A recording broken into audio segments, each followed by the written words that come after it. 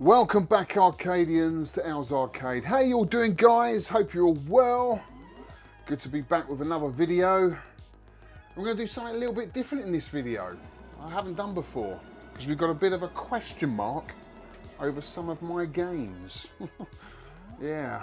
Getting to the point now, guys, where I've got a lot of games in my collection that I'm not that fussed about, or I haven't played in a long time. Now, as you can see from my games room, it's quite well organised, it's quite well curated, but my spending habits, or my gaming habits, means I'm always picking games up out of curiosity. Like I did back in the day when I was a kid, you know, I used to judge a game on the box art. I'm sure a lot of you guys used to do that, and I still do. I still like to pick a game up without seeing a review. I just look on the back, look at the screenshots, and if I think I might like it, I'll just pick it up, get it home. I get all excited about it, you know, loading it up and just seeing what it's like for the first time.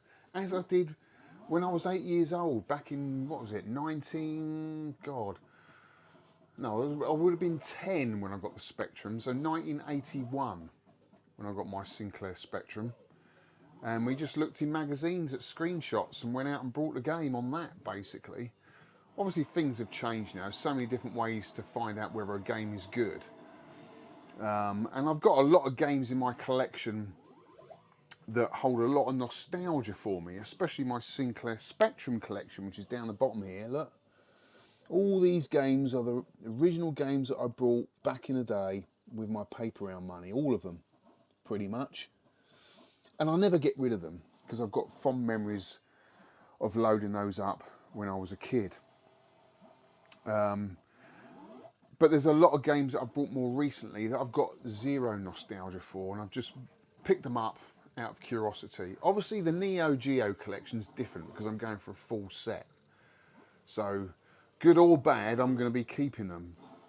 But there's Mega Drive games, there could be a few SNES games, there could be even a few Switch games. I know there's definitely some PCBs down here that I'm looking at thinking, do I really need to own the PCB? You know, or am I quite happy with just playing it on the Mister or the Taito Jammer? Because some of them are worth quite a lot of money. And I'm thinking, well, maybe I could reinvest that money if I sell the game, because I'm no longer really playing it, or I'm quite happy playing it on the Mister or the Pi. I could reinvest that money into a game that I really do want, because there's plenty of games I really do want to own. As I mentioned in my last pickups video, you know, I want Pokken Rocky 2, Slapfight, Battlemania would be a good one for the Mega Drive. Alien, what's that one? Not Alien Storm. Oh my god, it slipped out of my mind. But there's a lot of games. Alien Soldier, that's the one. I'd love to own that on the Mega Drive, but you know, the prices are going through the roof now. So I just thought maybe there's a few games in my collection that have got a question mark, and maybe in this video we can have a look at those games, play them, and just see if they're worthy of the collection. Do we shift them on? Or do we put it back on the shelf? Do we shift or do we shelve it? That's what I'm thinking, guys. And then what I'm left with is the cream. So out with the crap and in with the cream. So without further ado, let's have a look at those three games that have got a question mark over it. And maybe you can help me judge as well whether I should keep them or not. I know at the end of the day it's going to be down to me and I will make the decision, but there's a couple in there I think you would probably have different opinions on. You know, guys, I admire you collectors that go for full sets. I think if I had more space, I'd probably be doing that more with certain collections. I don't know about Super Nintendo, I mean, that's just crazy money. But maybe the NES, I've got quite a large collection of NES games. But even that I'm thinking maybe refining now as well. Because I am running out of space, because I've deliberately built this shelving unit bespoke, really to put a lid on the collection as well, because I really didn't want to get it out of hand. I want a well curated collection. But I still admire people that have full sets. I think that's a really cool goal to go for, like I'm doing with the Neo Geo. I've just found that quite an easy system to collect for, although I am getting to the point now where the games that I want you just don't see coming up as often. But yeah, I'm still really enjoying it. It's been a really fun journey collecting for the Neo Geo. Well, for all these systems, it's just so much fun, isn't it? So, guys, what games have I got a question mark over? Well, the first one I picked up last year, and I have put a few credits into this. And first impressions, it's all right. And I did buy this out of curiosity. I thought, Breakthrough, what is that? And for 80 quid is what I paid for it. It's an original PCB. It's by Data East. I thought for 80 quid, you can't go wrong. And I've had a bit of fun out of it, but I want to plug this in today and just see still if I still really want to own it. So that is the first game. I've got it on the NES as well. I did get a port to the NES. It's actually quite a faithful port. So that's pretty cool. So I can play it there and I can play it on the Mister. The next game, I mean, there's a huge question mark over this game. And I have played it. I've played all these games before, but I haven't played them for such a long time. And I'm just not sure whether it's good enough to keep. It's well packaged up, as you can see. And it's an original Capcom Dyne sidearms. Beautiful condition PCB. Look at that. It's even got the original ROMs in there, PROMs in there, which is super cool. So lovely PCB. I think this came out in 1986, same time as Breakthrough actually, so same year. So actually be really interesting to see graphically what the differences are. I can imagine this is going to be a lot better. It is Capcom, and Capcom from that era were amazing. So that's the second PCB we're going to plug in and play. And the third game is a console game, because I'm going to do everything in the collection. The third game is the only Genesis game I have in the collection, and it is the arcade port of Cadash, which was produced by Taito, designed by Taito game. Again, this was brought on a whim, out of curiosity. I loved the box art. I think that's probably why I picked it up. It's got Dungeons and Dragons and me written all over it. It's just fantastic box art. It's beautiful. You know, as I say, if I had more space, I'd probably display this as a piece of art, because I do see a lot of my games as pieces of art, especially arcade machines. I mean, you could put an arcade machine in the Tate gallery with it switched off, and it would be a piece of art, to me anyway. I think it's all arcade gaming art is really cool from a certain era, not so much today, but from the 80s, 90s, gaming art was just amazing. I mean, it was inspiring, wasn't it? Set those imagination juices flowing. You didn't know what you was going to get when you loaded it up, but the artwork sort of, you know, just took you to another world, didn't it? You just thought, I want to go there. I want to go there just by looking at the artwork. So Cadash is the third game, and I think this cost me about 100 quid. So none of these are cheap. They're really not. But are they worthy of the collection? Let's find out.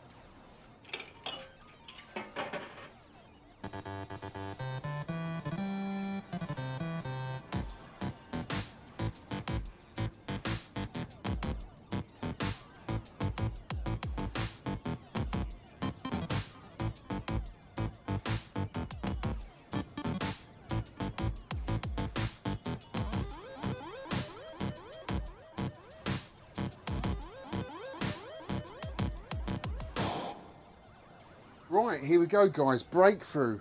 This came out in 1986 and it was released by Data East. Don't remember this at all in the arcade. So let's give it a go, let's give it a playthrough and let's see what we think. Divided up into 5 stages. Start with mounting, so we've got joystick up, down, left, right, well, forward, accelerate, brake. And I think we've got a button for jump or fire. There we go. And I think the other button is jump. So I've got to jump over these rocks, which is quite cool. So it's a bit of a horizontal shooter, really. Now I want to get that power up there. Oh, I got the power up and went head on into the cliffs. Okay.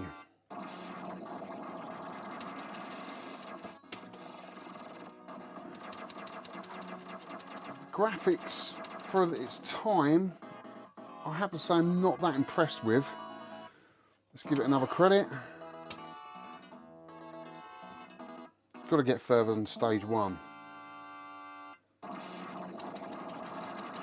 So there's a bit of risk reward here, going for that power up and the jump. It's all about the timing, I guess. Getting a few points for the mines, blowing the mines up. Did the jump. Where's my power up? Got some cool points for that. There's the power up. Can we get it? Yes, we got it, and a 3,000 point bonus. Whoa. I think the trick here is to speed up, then quickly slow down.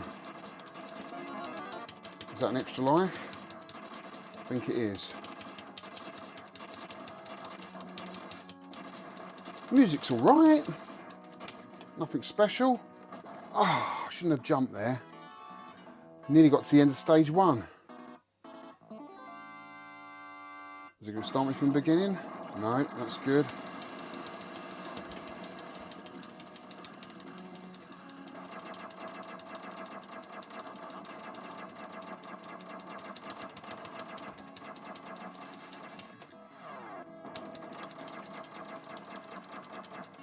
Yes, we done it, guys. End of stage 1. Yeah, it was alright. That's pretty cool.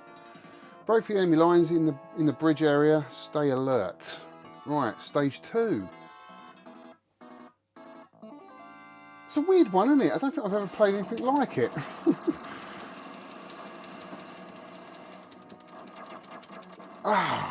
Straight into that. Last life.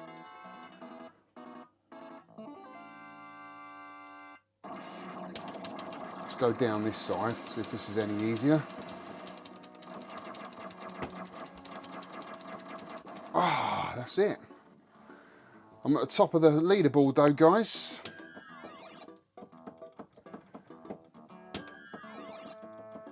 Yeah, not sure about that. We'll sit down and have a chat about that one, and I'll let you know what I think. Right, on to the next game, which is Dyne Sidearms. Right, here we go. Dyne Sidearms from Capcom, 1986. So this was released the same year as Data East Breakthrough. And already you can see the differences, can't you? Look at the quality of finish in this game. The colour palette, there's lots more colours going on. It just looks great from the get-go. Nice little attract mode going on as well. Now, I'm not quite sure how you play this game, but I think it's very similar, or plays very similar to Forgotten Worlds in that sense, but without a spinner. So I think I've got the 8-way stick, but I've also got 2 buttons that face me forward or backwards, which is going to take some getting used to. So a little bit like Capcom's Section Z. So let's fire it up, see how far I get. Loving the music already. It's a huge improvement over Data East Breakthrough. I mean, God, what a difference, night and day. Now this reminds me of Forgotten Worlds straight off the get-go. But I've just got to get used to how to fire on this, because there's 2 buttons to fire, forward and backwards. And I've got a power-up system to deal with as well, so there's a lot of management going on. Can I change weapon? Not yet.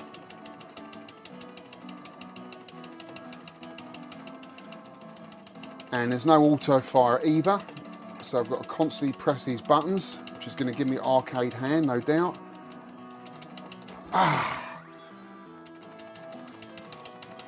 Right, I wish there was a speed down, because I don't like the way my ship's moving at this speed. It's too much. Swap weapons, don't like that. Can I swap weapons? No. There we go, that's better.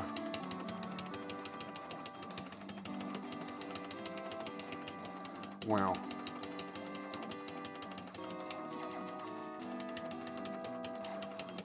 I think it's all about weapon management, this game.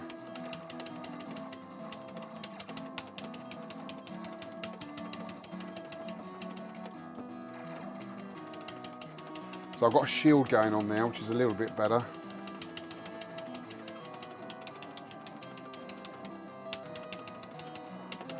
It's just getting used to swapping from forward fire to reverse fire. Now, Eugene Jarvis did it best with that joystick in Defender. I mean, you just cannot beat the controls for Defender for that reverse. Right. Can I defeat the boss? Yes, we done him. That was pretty cool. It needs an auto fire, this game, because this is going to get really tiring already. My hands are aching. Okay, we're going deep. This is so much like Section Z, it is unbelievable. They did make Section Z, so, you know, maybe this is the spiritual sequel, I don't know. It's cool though, I love the graphics, it's really cool. I think the music's going to grate on me though. I'm getting a bit fed up with it already.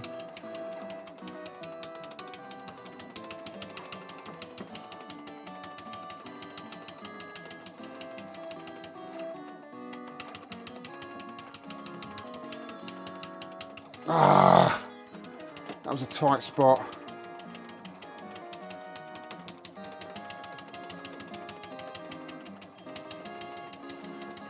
Whoa! Oh, transformed. Oh, that's cool. I like that weapon. I'll have that all day, definitely. A shield and fire for all directions.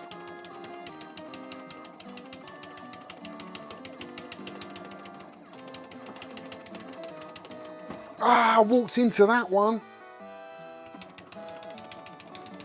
Ah, God, he's taking some beating, that little worm creature.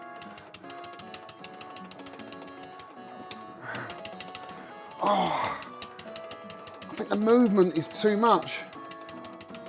I'm struggling, guys. I am struggling. I need a better weapon. I haven't got a better weapon. I've got this one. It's too much. No.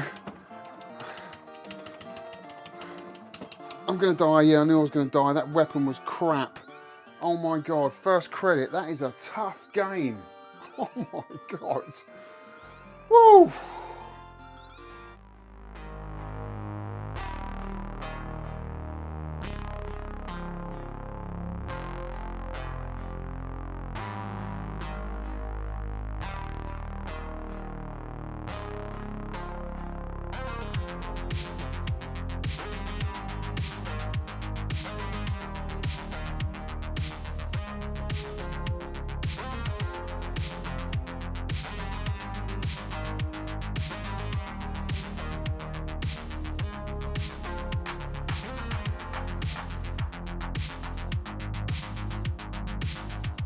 Right, here we go, Cadash for the Sega Genesis, ported in 1992 from the arcade game that came out in 1990. And I believe there are some differences. I believe you can only pick from 2 characters, whereas the arcade version you can pick from 4. But let's see how we get on and let's see how it plays, because this could be right up my street. Here we go, guys. Right, I'm going to pick... I'm going to go with the fighter. Let's put my name in. Oh. So the usual spiel with these type of games, these fantasy action platformers. His daughter's been kidnapped and I've got to save her from the evil Balrog. Now who says that once I've saved her, I might take her away with me, mate? I might not bring her back. You know what I mean? Got some herbs, got some spices. Okay, cool. We go in there, yeah, down here. So we've got jump, attack, and that looks like it. No special moves.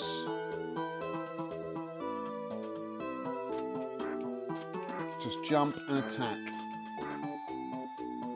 Where are these guys going? Where are you going, mate? He's got his bag of onions there. He must be French. Where are you going, Frenchie? Right. Let's get into the dungeon. This is where the action is. This is where we want to be, guys. Right, we've got some piggies. That's easy enough. I don't know what these bags do, whether they give me points or anything.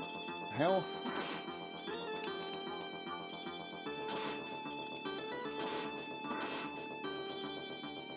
I'm not seeing any meter for points.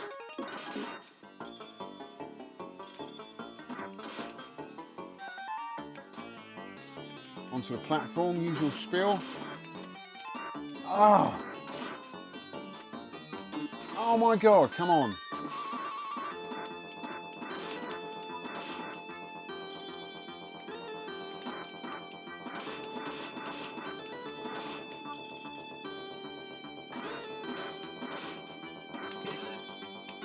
Alright, it's all about low and mid-range attacks. It's all about the duck, guys. If he puts his shield up, you've got a duck. The old skelly wags are on their way down. Can they climb down? Oh, they can. Oh my god, didn't know they could do that. Oh, we've got a floating eyeball. Oh, lost a bit of health there.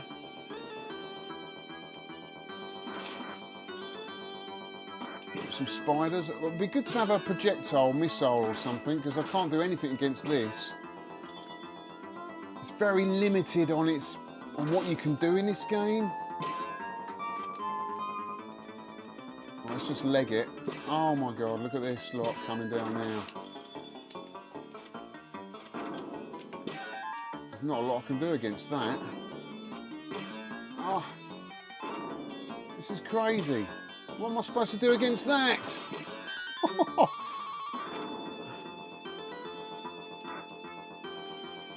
What's he doing there? Can I save him? Get up, mate. Come and join the gang. He's not having it. He's obviously been defeated by something. Ah, okay. We got a boss, end of level boss, and it's a black pudding. What? How am I supposed to defend myself from that?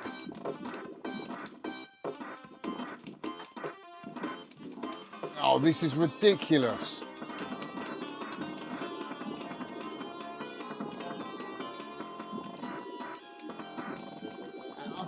This is crazy hard. Oh, that's rubbish. No, I'm not having it. Right, decisions. What are we going to do with these games? What did we think of these games, guys? Breakthrough, the first game I played.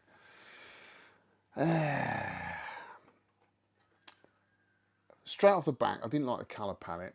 Reminded me of the Commodore 64. Very dusty, very dirty, very brown. Yeah, I mean, when you compare it to the Capcom sidearms, there's just not a lot of colours going on, is there? Game mechanics, there's not a lot going for it really. I think Moon Patrol's got more going for it than this game. At least you can shoot up in Moon Patrol, because it is quite similar. You know, you've got a vehicle going along the ground, you've got to jump over stuff and shoot stuff. It's not much different than Moon Patrol. And Moon Patrol came out probably, what, 4 years earlier. And I think it looks graphically better. More colours, better gameplay.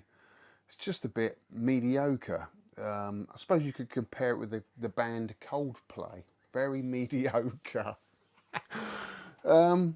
Yeah, so wasn't that impressed by it. What do you think, guys? Did you like this game? I have got it on the NES, so I can play it on some sort of original hardware, but I'm quite happy playing it on the Mister or the Pi, to be honest with you. And for 80 quid, I think I'm going to move this on, guys. I'd probably give this a 4 out of 10 if I had to mark it. Yeah, so that's what I'm going to do. It's a shifter, guys. I'm shifting that one on. Right, next up. Ooh, big question mark over this one. Capcom's Hyperdyne sidearms. I don't remember this back in the day. I never played it back in the day. Got no nostalgia for it whatsoever. I actually think it's a really good game. It is a good game. I still prefer Section Z, which I would compare this game to. It plays very similar. It could almost be the spiritual successor to Section Z, which is another earlier Capcom game. There's a lot of button management going on here. I know Section Z takes a while to get used to. You've got to shoot left, got to shoot right. But in this, you've got the weapon management, because you're getting all different weapons. And you've got the speed up, which I got confused about. I got too many speed up power-ups. So I felt I was moving too fast around the screen. I don't like that. But I guess, you know, in the heat of the moment, when you've got so many enemies around you, and you're just desperately trying to kill them off, you just end up picking up anything, don't you? And you end up with a ship that just moves too fast, and you've got the wrong weapon. Once I found a weapon, cycling through it, which I don't like in a game, cycling through weapons while you're trying to shoot stuff, it was okay. And I guess if I gave it more time, I would get further into it. But what do I do with it? Do I shift it or do I shelve it? I don't know, guys. What would you do? Because I've got no nostalgia for it, I think I'm quite happy just playing this on the Mister.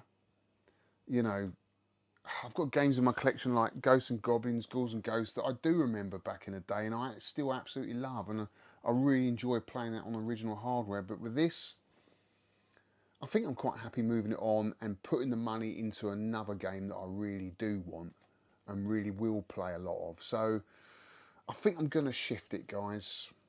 I know there's going to be a lot of you in the comments going, no, don't sell that, but actually, I'm not that fussed. I would give this a solid 7 out of 10. It's a good game, and I would recommend it to people. It is, you know, if you've got a bit of nostalgia for this, or even if you haven't, it is a good game, and I think it is worth to be in someone's collection, but it's not worthy of mine. So I'm shifting that one on. Next up is Cadash. Again, I don't remember playing this in the arcade. The arcade version actually had the option to select 4 different characters in the game. I think there was a ninja. You've got the mage, you've got a fighter, you've got a ninja, and there's another character in it. I think like a healer. And you can play, I think you can actually link these cabinets up. It was the only cabinet at the time where you could link 4 cabinets up together and play 4 players simultaneously on all 4 different cabinets, which is pretty cool, isn't it? But the game just don't hold up to me. It's too clunky, and I like more move sets. I like to do a jump and spin, or some sort of different special attack, or some sort of projectile. I know you get that with the different characters, but yeah, the music wasn't great. That first boss, I mean, God, I mean, when you think of like Contra and the first boss in that and R-Type, they were so sort of iconic, weren't they? They were like, oh my God, when that came on the screen, you were like, shit. You panicked, didn't you? You ended up dying. With this, who wants to fight a black pudding, for crying out loud? Do you know what I mean? Yeah, not great. Maybe the bosses are better as you play through the game, but yeah, I wasn't that fussed by it, guys. I'm really not. I'm not fussed about having it in the collection at all. Even though I'm totally in love with the box art. I think the box art's beautiful. It really is beautiful, but I'm going to shift this on and reinvest the money into a better game. That's what I'm going to do. So, an out of 10, what would I give that? I'll probably give that a 4 out of 10. Not a great game at all. There you go, guys. That's my 3 games. I think all 3 are shifters, even though there is a big question mark over that middle one. I wasn't quite sure, but I think I'm quite happy to let that go.